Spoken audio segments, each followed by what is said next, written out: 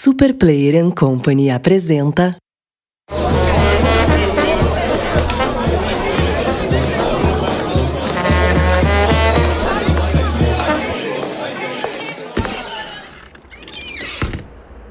Introvertendo, um podcast onde autistas conversam.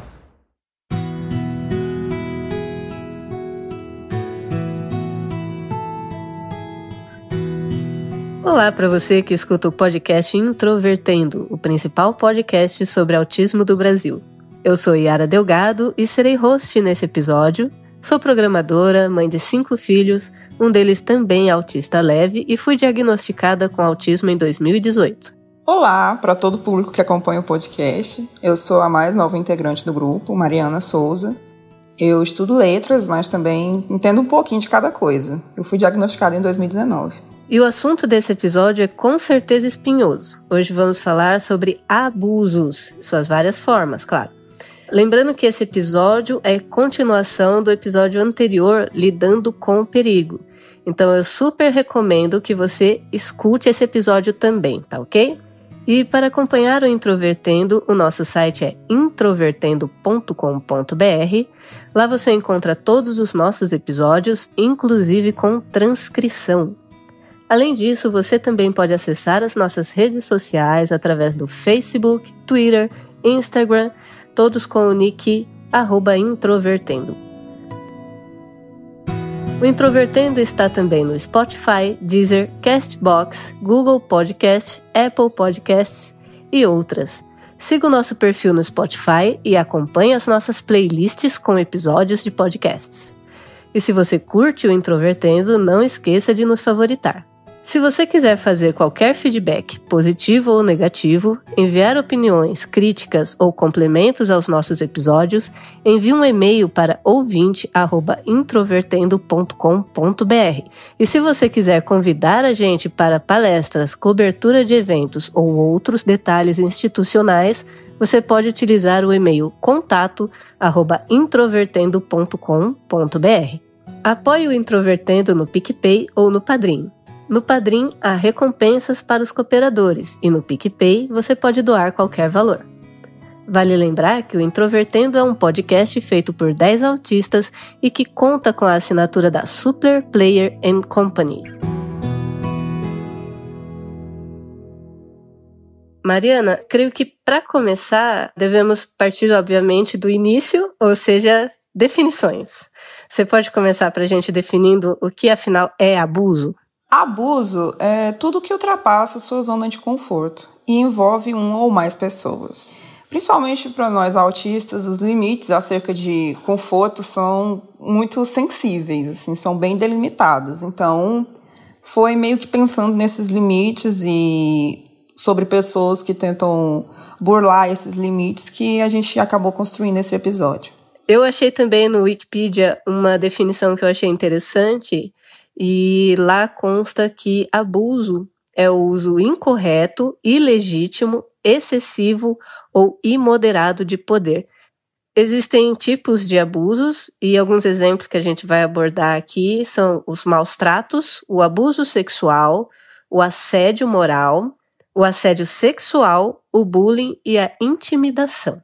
Vamos falar um pouquinho de maus tratos? Como maus tratos, a gente pode entender que eles envolvem a negligência, uma exploração, seja sexual ou seja comercial, ou a violência física e emocional.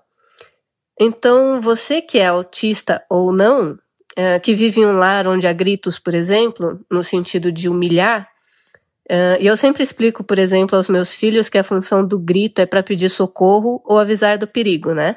Claro que perder a paciência de vez em quando é até compreensível dentro de um lar, mas isso tem que ser a exceção e não a regra. Então, se você vive em um lar onde há gritos e esses gritos são no sentido de humilhar, isso é um abuso. Violência física, então, nem se fala, né? Absurdo. Assim como a violência sexual, e nós vamos chegar nesse item também. Gritar, na verdade, é uma forma de marcar território e mostrar que você merece ser ouvido e o outro não. É uma das formas mais simples para você que tem dúvidas se você sofre assédio dentro da sua casa, de identificar e separar as coisas. Exatamente. Essa questão do grito, ela é muito delicada, porque é uma forma assim que parece que antigamente era tão comum existir isso e aquela figura da autoridade que aparentemente tinha o direito de gritar, que é algo que tem que ser quebrado, né? A gente já está numa cultura assim que não cabe mais usar esse tipo de situação de controle. Não deixa de ser uma forma de intimidação, no mínimo. Quando se fala até sobre autismo, né? O grito é quase uma forma de nos paralisar, porque ele tem efeitos na gente que não tem nas outras pessoas. Então, eu acho que é quase como se fosse mesmo uma forma cruel de paralisar você, de te assediar realmente. Entra mais assim numa coisa de um assédio praticamente emocional e psicológico. Exatamente. E existe também uma definição de assediar, que é a questão de perseguir com insistência. É uma espécie de forma de molestar, de perturbar, de aborrecer, né? Esse assédio é uma das coisas que eu mais vejo ser relatado nos grupos de autismo que eu participo. É muito comum eu ouvir relatos assim, de autistas falando que são tratados de forma jocosa, não somente nas escolas, que aí vem a questão do bullying, mas na família também. Esses autistas, eles relatam que são chamados de lerdos, de lesados, de retardados, de esquisitos, pela própria família. Então, isso é uma coisa muito complicada, porque a cultura do bullying em si, ela pode se desenvolver em qualquer contexto, não precisa ser somente na escola. Em qualquer contexto em que humanos interajam uns com os outros, é um lugar onde pode existir o bullying. Isso inclui a escola, mas não somente, também a família e até mesmo o local de trabalho. Sim, isso é completamente verdade. Sobre até a minha família. Eu nunca entrei com todos os integrantes dela sobre o meu laudo, porque eu tentei conversar sobre isso com a tia, que inclusive tem uma filha que é deficiente. Ela tem um transtorno que ninguém sabe exatamente o que é, só que é meio que na cara que ela é autista severo, sabe? E a minha mãe resolveu contar para ela que eu tinha recebido o laudo e que o meu namorado também tinha um laudo e que a gente estava super feliz por finalmente ter encontrado uma resposta e tal, que a gente buscou durante tanto tempo. E essa minha tia disse que ela simplesmente disse, que legal, é bom que ela arrumou um doidinho igual a ela, né? Nossa, que absurdo. Pois é. Aí a minha mãe, depois disso, a gente meio que entrou num consenso de não falar para ninguém, porque é um desgaste emocional, é péssimo. São pessoas que, ao invés de nos apoiar, ao invés de pelo menos olhar para si mesmo, só te colocando mais num estigma que a gente está lutando para sair. É muito importante isso que você falou, a questão do estigma, que nós estamos tentando mudar essa visão, né, para a sociedade. O pessoal tem uma ideia muito equivocada de autismo, especialmente no autismo leve, e tá uma batalha, inclusive com profissionais da saúde que desacreditam, né, do autismo leve. Tá uma situação bastante complicada, a gente encontra bastante relato disso nos grupos também. Eu tive que procurar muitos profissionais até que eu pudesse ser validada como pessoa, porque a primeira pessoa que falou sobre isso comigo foi meu namorado. Todos os médicos que eu procurava eram as mesmas coisas. Não existe mulher autista. Você não é autista, você gosta de ajudar os outros. Você não é autista, você é mulher. Você não é autista, você faz isso. E até que eu consegui encontrar um psiquiatra que ele está me ajudando, junto com a minha psicóloga, mas, assim, foi uma busca por respostas, assim, extremamente torturante, porque é extremamente difícil ser levado a sério nesse meio. Assim, Parece o tempo inteiro que você está contando uma piada. É muito desconfortável. É um fato isso, e é muito complicado porque além de você perder tempo, ficar com esse desgaste emocional, existe também a perda financeira. Você paga para ter uma consulta muitas vezes, e aí você dá de cara com um profissional que simplesmente tem uma visão estereotipada do autismo e ignora tudo que você está falando, o que também é uma forma de abuso, né? Baseado na falta de conhecimento que ele tem, mas é uma falta de respeito ele se valer da posição de médico ou médica e rir, por exemplo, de um relato. Não faz o menor sentido isso. Eu já, inclusive, tive uma médica que me diagnosticou em uma consulta de, no máximo, 5 minutos como uma pessoa esquizofrênica. Eu recebi remédios para tratar a esquizofrenia e eram remédios assim, que me faziam muito mal. E até hoje eu não consigo entender qual foi o critério que ela usou para chegar nesse final, né? Mas, assim, ela foi uma das pessoas mais... Infelizmente, foi uma das pessoas mais incompetentes que eu já me consultei. E depois eu contei para outros médicos que, inclusive, trabalhavam junto com ela e eles falaram que isso era muito comum. Mas não tinha o que fazer. Ela tratava todos os pacientes da mesma forma e, infelizmente, ainda assim, era uma profissional muito renomada na área. É complicado. Bom, eu quero ressaltar aqui também uma questão importante, que é a questão da violência doméstica, né? Quando eu falo violência doméstica, eu tô falando de violência no contexto do lar. Não é somente uma questão de casamento. Então, a violência doméstica pode ser cometida contra as crianças e contra idosos também. Não é somente uma questão de casais. É preciso considerar isso daí. E se nós formos verificar, meu Deus, como é complicada essa questão do abuso, porque onde há relação humana, há a possibilidade de abuso. E o lugar que a gente mais precisa proteger do abuso é o nosso lar. Não que os outros lugares não mereçam atenção, mas é porque o lar pode ser um lugar mais escondido, né? Nas escolas sempre tem alguém olhando. Pode existir uma denúncia, alguém pode se importar, ir lá e ajudar. No ambiente do trabalho também tem outras pessoas que podem se dispor, se envolver na situação. Só que em casa muitas vezes tem um silêncio, tem um consentimento, entre aspas, sabe? E esse silêncio é que é muito perigoso. Não sei se isso acontece por uma questão de visão errônea sobre hierarquia e respeito, ou se é por puro medo mesmo. Eu acho que talvez cada caso seja um caso, né? Assim como tem aquele famoso ditado, né? No caso, em casamento, né? Entre marido e mulher, não se mete a colher. Tem também muito esse estigma de que a sua família é sagrada. Muito essa coisa de, nossa, mas ela é sua mãe, mas ele é seu pai, mas ele é seu avô, mas ela é sua avó. Mas isso não isenta em nenhum momento que isso não define a índole da pessoa. Ela pode ainda assim ser sangue do seu sangue, ela pode ter criado você, ela pode ter feito coisas por você que outras pessoas não fariam, mas isso não isenta ela de ser uma pessoa que está cometendo abuso contra você. Isso é muito importante, é muito importante quebrar esse estigma de que a família é sagrada, porque eles são apenas pessoas normais, como eu e você. Então, eles também estão propensos a erros, e também estão propensos a usar da má fé em cima de pessoas que eles consideram manipuláveis.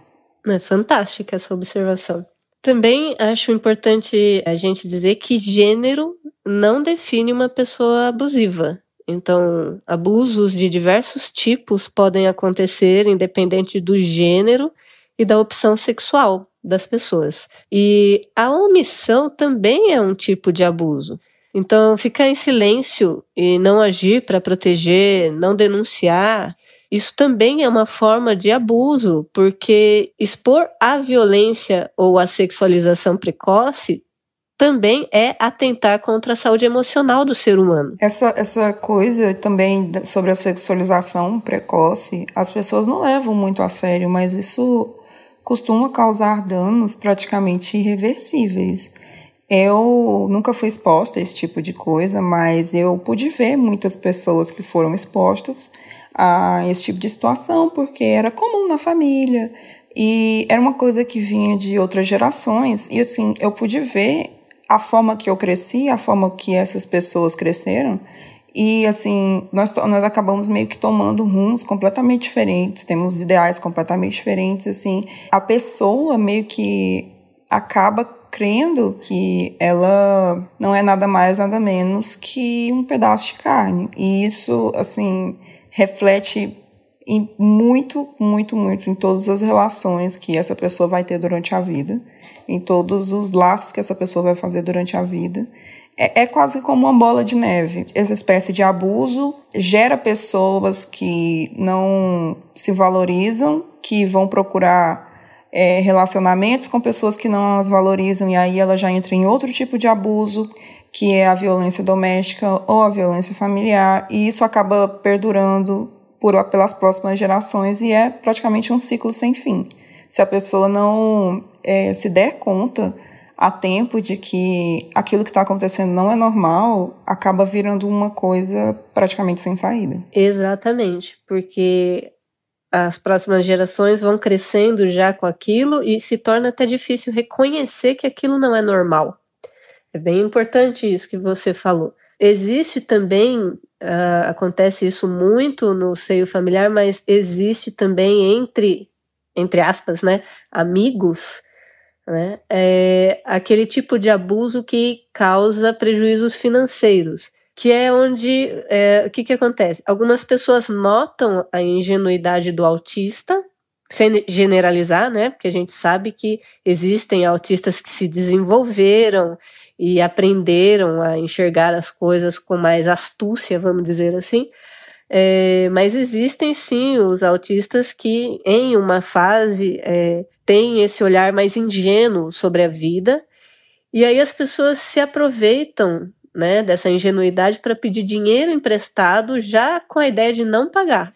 Isso é um tipo de abuso também, e eu acho que talvez aí caiba até uma opção de estelionato, né? Aí já teria que ser um advogado para dizer, mas eu imagino que já vira algo nesse sentido, inclusive. Exatamente, você meio que usa dos sentimentos dessa pessoa, os sentimentos que ela tem para consigo, e acaba, poxa, você não me ama, mas você não era meu amigo, então por que você não pode fazer isso? E aí a pessoa acaba se sentindo culpada e acaba emprestando esse dinheiro. No caso, dando sem saber, né? Porque como não vai ter retorno, então é praticamente uma doação. Bom, Mariana, você pode falar pra gente um pouquinho sobre o significado de assédio moral? Uma forma muito comum de assédio moral, que inclusive até se conecta com o que eu falei antes, essa coisa do se aproveitar da boa vontade. Porque eu já percebi que muitos autistas, eles acabam meio que se submetendo a coisas, por exemplo, que vão além do seu trabalho, além das suas obrigações, só para se sentir incluídos naquele determinado ciclo que rola dentro do ambiente de trabalho. Por exemplo, aceitar fazer trabalho das outras pessoas, assinar a folha de ponto para as outras pessoas, porque ele quer ser validado por aquele círculo, ele quer se sentir incluído, então ele acaba fazendo coisas que vão muito além do que ele devia fazer e às vezes até cometem pequenos delitos no local de trabalho, né? No caso, como essa questão de assinar a folha de ponto, fingir que um funcionário veio, quando na verdade ele não veio, só para conseguir meio que escapar daquela solidão, daquele isolamento que acaba sendo muito comum nos locais de trabalho quando se trata de pessoas autistas. Uma busca de ter uma vida social, né? Exatamente. Outra questão sobre assédio moral é que normalmente ele envolve algum tipo de humilhação ou constrangimento, né? Muito comum acontecer isso. No exercício da profissão, existir entre colegas ou do superior para com subordinados, né? Existir tipos de assédio moral que envolvem situações humilhantes de, tipo, adjetivar negativamente a pessoa, né? Mais ou menos assim, até o uso de chantagem, né? Tipo, ou a pessoa faz o que se pede ou a permanência no emprego fica prejudicada, ou até mesmo uma promoção. Pode até estar envolvendo relegar a pessoa às tarefas mais árduas, por exemplo, né? Tipo, então você está em um trabalho em conjunto e vamos dizer assim, que as piores tarefas, entre aspas, são sempre jogadas para essa pessoa. Também é uma forma de assédio moral. Não é tão clara, mas também é uma forma de assédio moral. Eu tive uma experiência de assédio moral, foi traumático.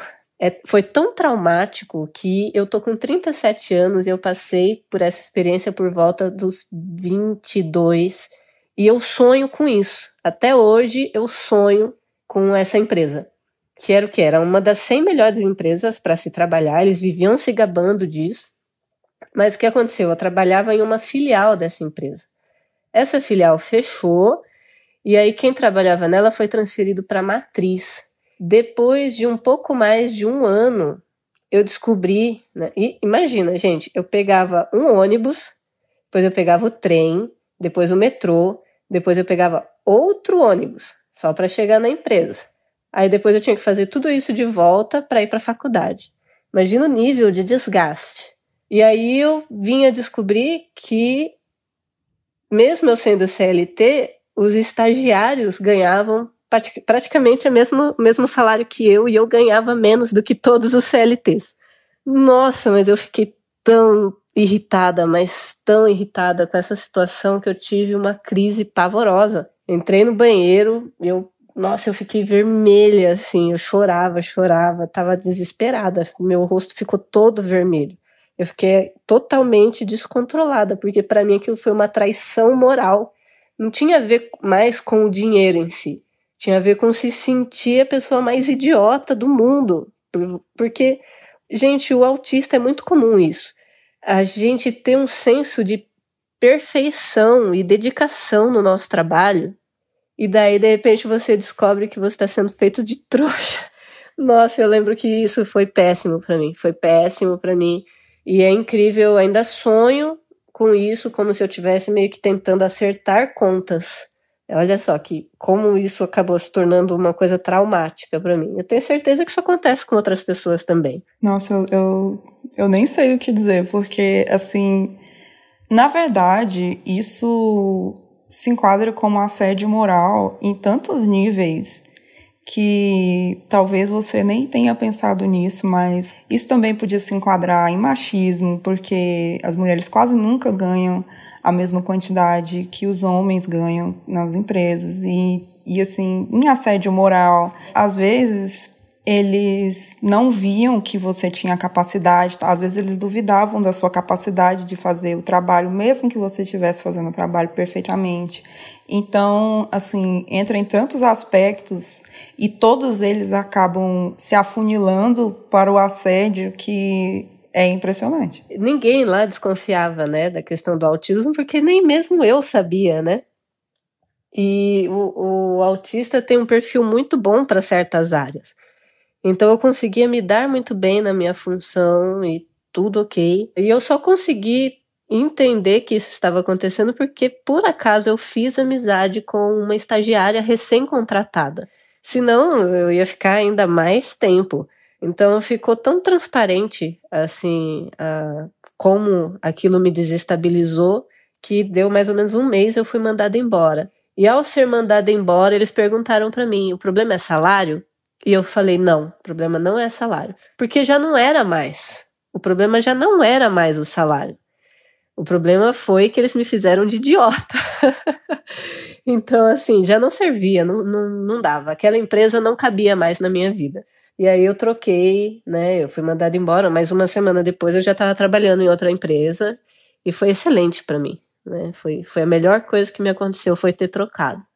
Partindo agora para um assunto mais polêmico ainda, questão sexual, abusos do tipo sexual, que aí nós temos abuso sexual em si e temos assédio sexual.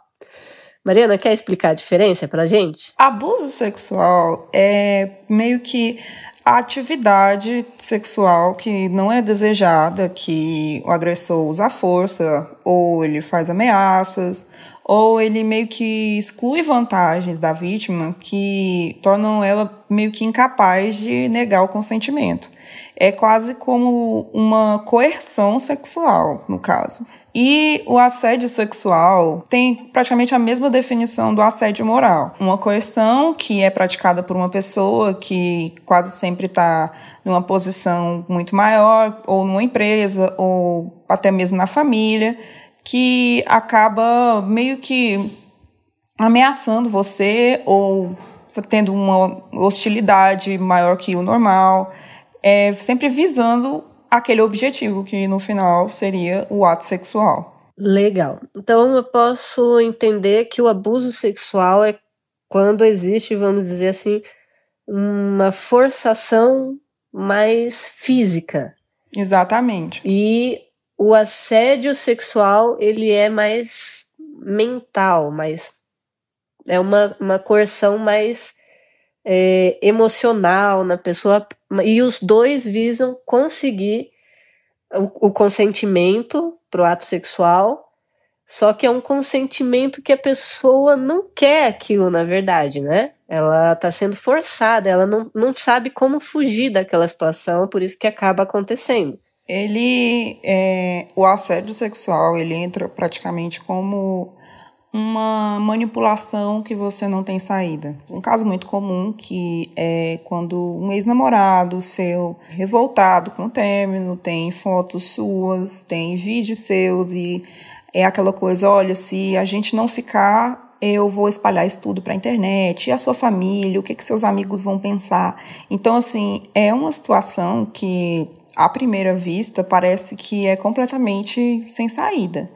É uma sinuca de bico. Então, a pessoa acaba coagida a fazer o que o agressor quer, o assediador no caso. Ele acaba usando disso cada vez mais em todos os contextos, porque é a forma mais fácil de ter o que ele quer no momento.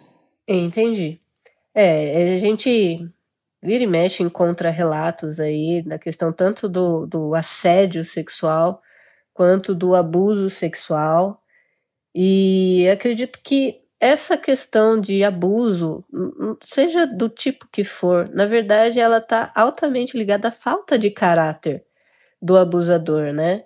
Porque usar o poder que se tem para criar uma opressão sobre o outro, para mim é uma atitude que demonstra muita falta de caráter. Entre a minha virada do ano passado, de 2019 para 2020, eu acabei meio que se enquadrando nessa estatística, porque eu sofri o abuso de uma pessoa que eu confiava bastante, que era um grande amigo, a gente estudou junto, a gente ainda estuda junto, e foi para uma festa que só tinha outros amigos. E eu estava num momento muito ruim, eu estava passando por situações horríveis, eu estava com uma fragilidade, uma crise pessoal mesmo bem forte, e ele acabou meio que se aproveitando dessa situação, porque ele era praticamente a única pessoa que sabia. Na festa, eu meio que acabei bebendo e misturei bebida, e eu tomo remédio psiquiátrico, então meio que acabou acontecendo. E ele meio que está em estado de negação, ele nega, e ele acaba me tratando como se eu fosse louca. É meio que um modus operandi de pessoas que têm esse tipo de postura. Eles vão agir como se, em estado de negação, tratar você como se fosse uma pessoa que não tem domínio das suas faculdades mentais. Mas, assim, eu tenho as sequelas que essa situação deixou, e elas estão aqui comigo, eu como mulher, eu como uma pessoa que tem um transtorno, que confiei na pessoa uma pessoa que eu não devia ter confiado. E, assim, entra também essa confiança, esse excesso de confiança, essa ingenuidade que muitas pessoas que estão no espectro autista têm. Eu confiei nele e ele continua normalmente no meu meio social, e isso meio que acaba sendo um final meio comum para esse tipo de coisa. Deve ser bastante complicado para você ter que lidar com a presença dessa pessoa no seu meio social, né? Lamento aí por essa situação. Eu tenho também um relato de abuso. Eu vivi um abuso em um relacionamento, não foi um abuso do tipo sexual. Era um abuso absolutamente moral, assim. Tive um relacionamento em que eu lidava com uma pessoa que eu tinha que estar sempre pisando em ovos, sabe? Foi uma pessoa maravilhosa nos primeiros meses, mas de repente, assim, mudou muito. E eu não conseguia compreender essa mudança. Sendo autista, eu não conseguia assimilar o que estava acontecendo. Eu levei muito tempo, eu precisei de ajuda, porque eu pensava assim, sou eu que estou julgando mal? Eu estou enxergando direito? Será que eu estou interpretando mal essa pessoa? E daí, na verdade, a pessoa que está errada sou eu? E isso me machucava demais, porque foi uma situação duradoura no meu caso. Foi um relacionamento longo. Eu só consegui sair desse relacionamento porque ele foi ficando tão terrível, mas tão terrível em relação à negligência, né? Que eu saí até doente. Eu acho que eu precisei de pelo menos 1 ano e meio para conseguir recuperar bem a minha mente desse relacionamento. E eu demorei muito tempo para discernir que aquilo era um abuso, porque eu sabia que alguma coisa tinha errado, mas eu não sabia se eu estava julgando corretamente ou se eu estava julgando errado.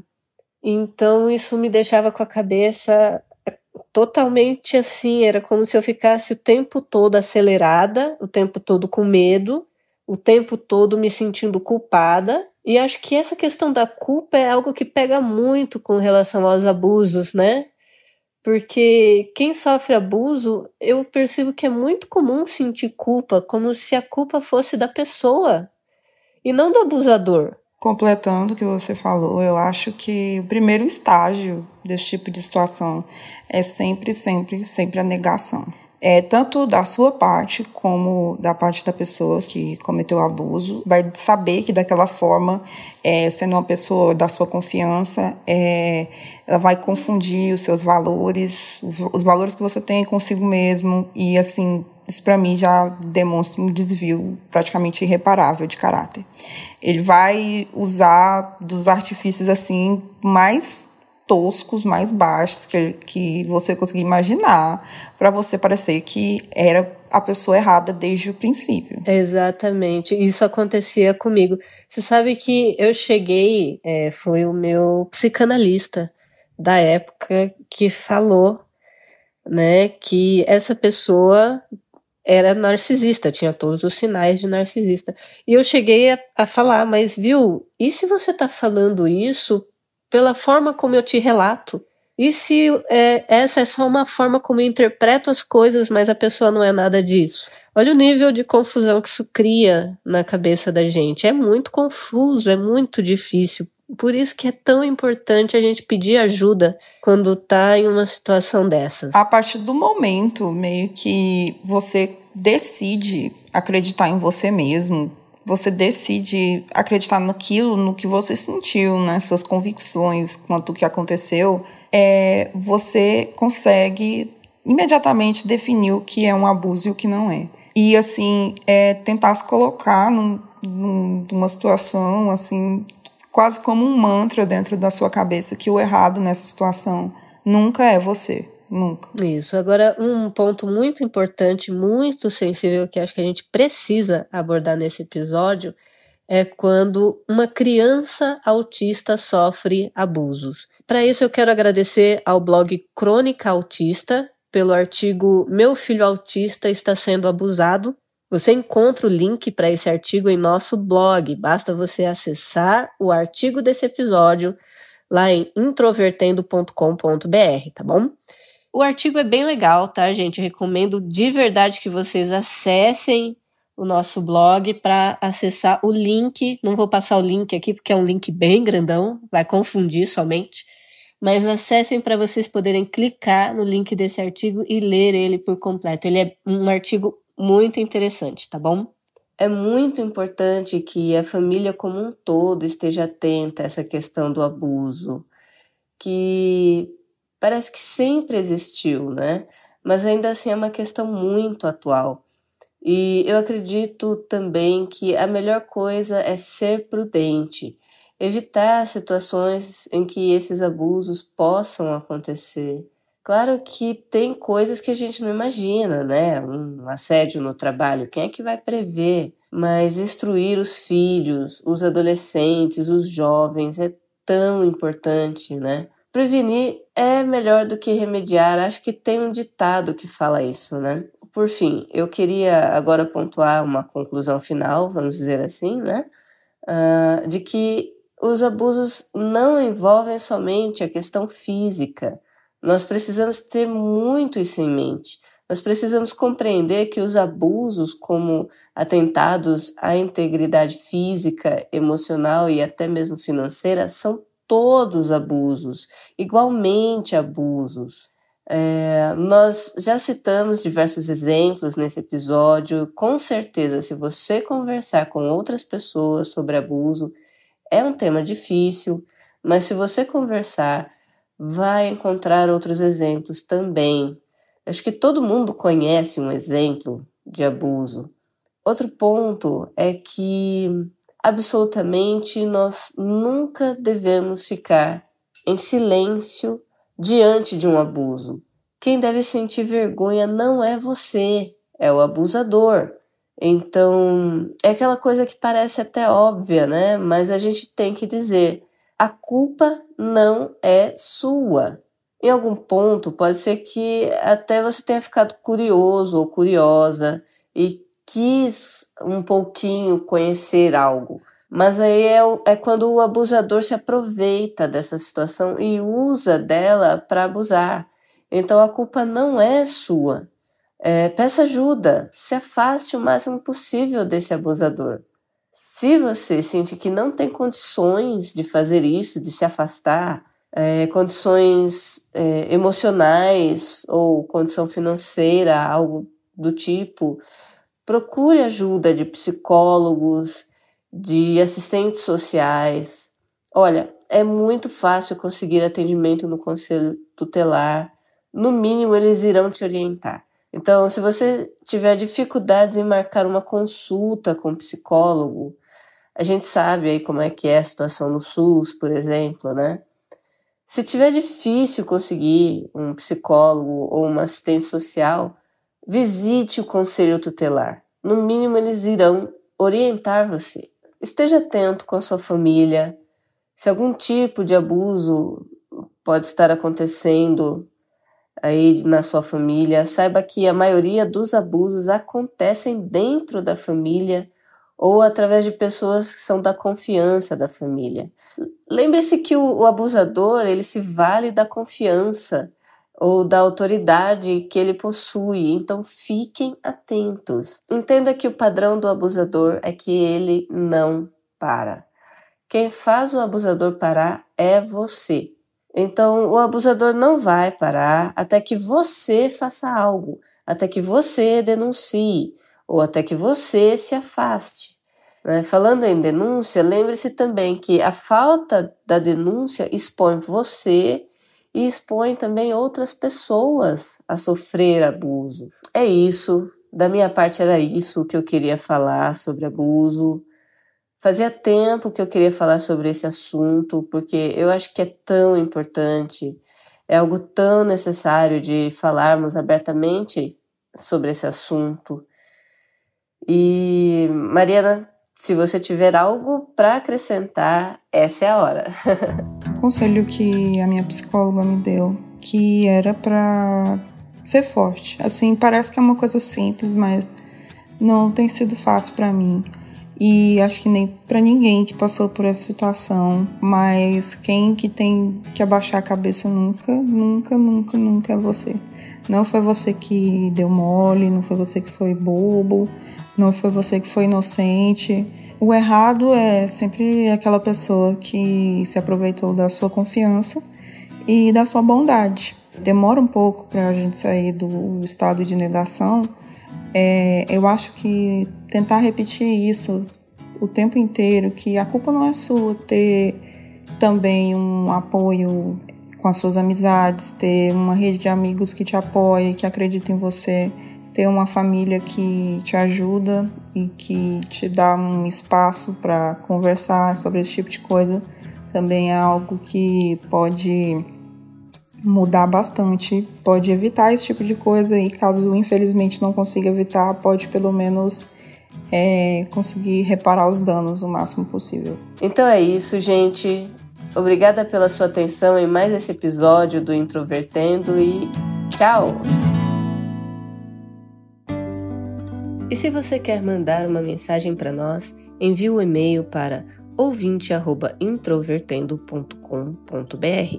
Você pode comentar esse episódio ou outro e nós leremos ao final de um episódio. Esse e-mail veio da Clarice Rodrigues, de Goiás. Olá, Clarice. Obrigada por escrever para o Introvertendo. O contato de vocês é sempre uma alegria para nós, saibam disso. E esse é o e-mail da Clarice. Vou ler para vocês.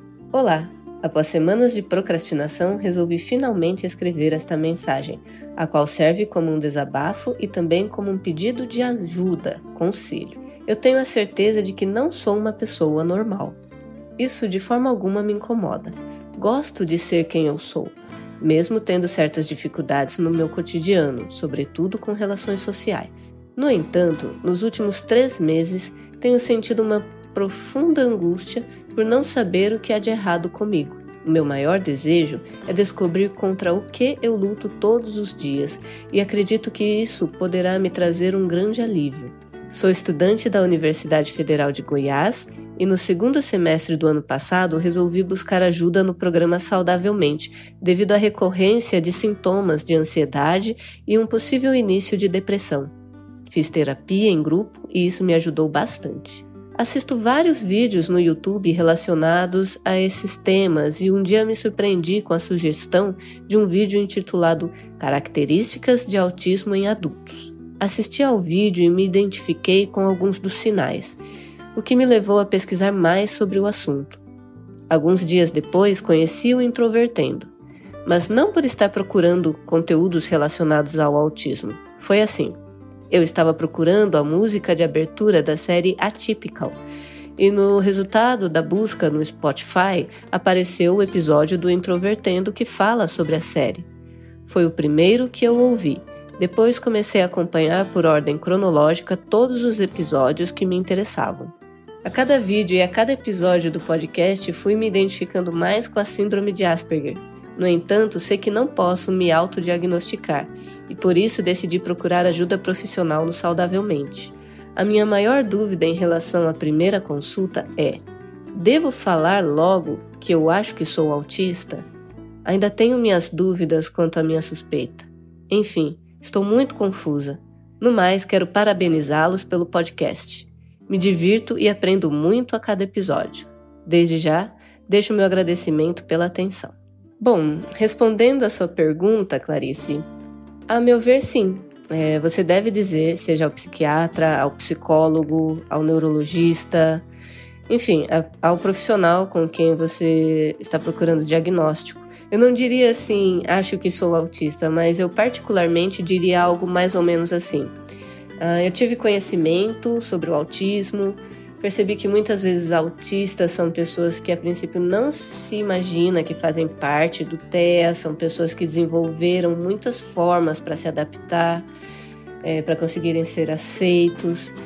E quanto mais eu estudo sobre o tema, mais eu encontro características com as quais eu me identifico. Eu diria mais ou menos isso, tá? Não tão formalmente, eu sou muito formal, naturalmente eu sou muito formal, mas ok. Eu sou brincalhona, mas eu sou formal. Eu acredito que dessa forma você vai estar demonstrando o seguinte: primeiro, que você pesquisou o assunto e que você se identificou por acaso. Segundo, você vai lembrar ao profissional que existe o TEA leve e que não é tão fácil você bater o olho e diagnosticar um TEA leve comparando com o caso do TEA severo, por exemplo. Em terceiro, você vai lembrar a esse profissional que ele precisa prestar atenção no seu caso, porque existem pessoas no TEA que já se desenvolveram, já se adaptaram para conseguir, entre aspas, mascarar o autismo. Não que isso seja feito de propósito, a maioria nem sabia que era autista, mas nós nos adaptamos, porque a gente quer lidar com os desafios do dia a dia, a gente quer ser aceito também socialmente. Então existe essa espécie de adaptação mesmo, quando já é um caso de TEA adulto. Então é isso, acho que eu respondi a sua pergunta e eu torço para que a sua busca pelo diagnóstico seja a melhor e mais tranquila possível, tá?